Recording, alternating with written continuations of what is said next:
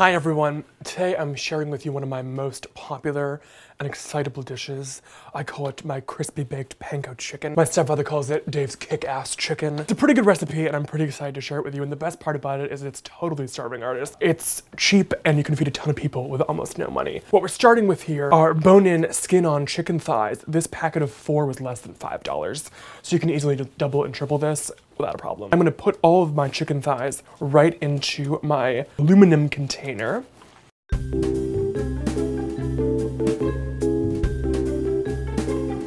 Yes, lots of salt. Now we're submerging this in a marinade so you can go really crazy on the seasoning. I know you're like, oh my God, that's really a ton of salt, but I promise. So I've got my salt and pepper on there, and now I'm going to use poultry seasoning. I'm gonna liberally sprinkle this on here. I wanna make sure it goes through all the marinade. Yes, that smells wonderful. And then comes the actual marinade, which is buttermilk. Yummy. And we're gonna just pour enough buttermilk over the chicken to submerge it. You don't have to have it completely like full up, but you need to make sure it's all covered. I'm gonna give it a little shake just to make sure all that gets all the way around there. Love it.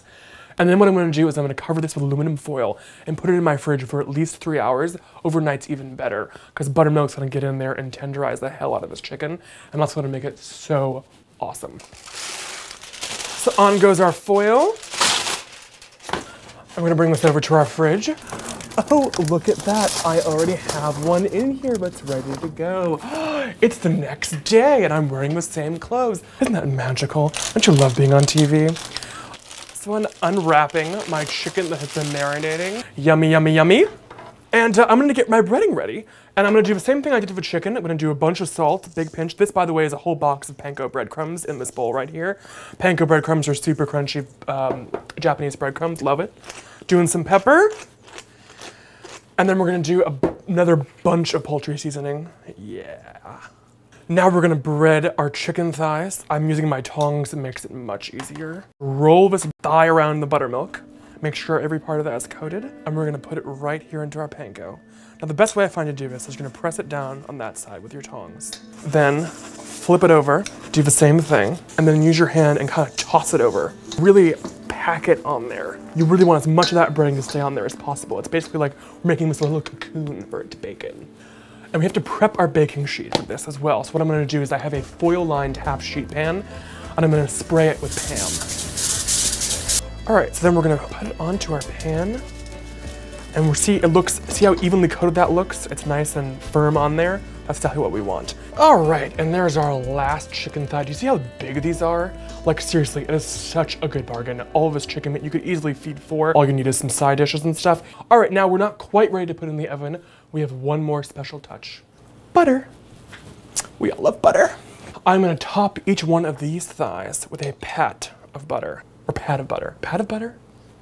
I didn't go to culinary school, whatever. Just put some friggin' butter on it, okay? Seriously, don't judge me.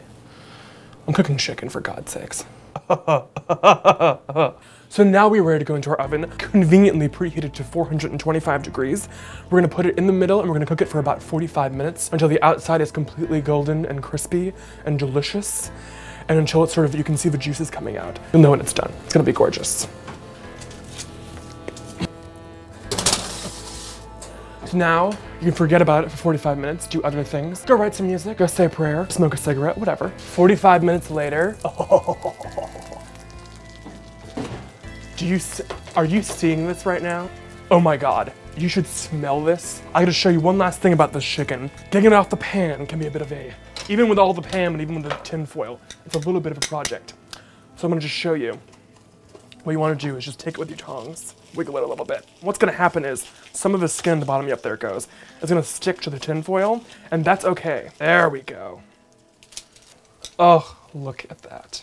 You're gonna see these little bits right here. This is the cook's benefit, because you can just serve all this and keep this in the back room, and my roommate and I will just stand back here and just like pick the things off of it. It gets pretty vulgar, but it's fantastic.